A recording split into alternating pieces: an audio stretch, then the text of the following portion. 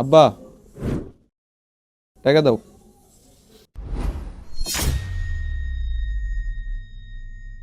তোমার আমি বারবার কইছি ওরে তুমি দোকানের মধ্যে ঢুকতে দিবা না, তারপরেও তুমি ওরা বারবার দোকানের মধ্যে ঢুকতে দাও। আর ও আয়া প্রত্যেকটা দিন এই টাইমে টাকা চায়। টাকা কি গাছের পাতা? আমার টাকা নেওয়ার অধিকার আছে না? তুই যেরকম হেরপোলা, আমিও তো হেরপোলাই নাকি? আমি আরেক ঘরের থেকে আইছি। আমার বাগেরটা আমারে পূজাই দেয়, আমি জায়গা আর টাকা চাইতে আমু না।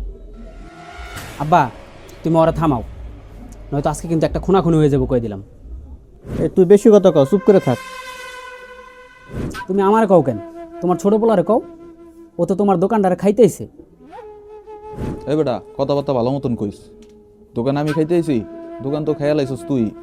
অর্ধেক তো শেষই করে লাইছস, বাকি অর্ধেক আমারটা আমারে দিয়ে দে, আমি আর আমু না।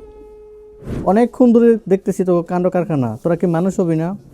দোকানে শুধু তোরাই কাম করো তাই না? আমি তো দোকানদারে খাইতে আইছি তাই না? দেখছস ভাই, আমি তোর আগেই কইছিলাম এই দোকানদারে খাইতেছে। আব্বা, তুমি কি জীবনেও ভালো হইবা না? এত এদিকে আয়। তুইও এদিকে আয়, দুজন একসাথে দাঁড়া। শোন, কিছু কথা বলি। এই দোকানদারের যেমন তোরা ভালোবাসো, আমি ঠিকই তেমনই ভালোবাসি।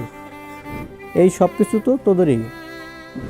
আব্বা, তুমি যেমন দোকানদারে ভালোবাসো, আমরাও তেমনই ভালোবাসি দোকানদার। বুঝছি। আয়, তোর আমার সাথে এখন কাজ কর।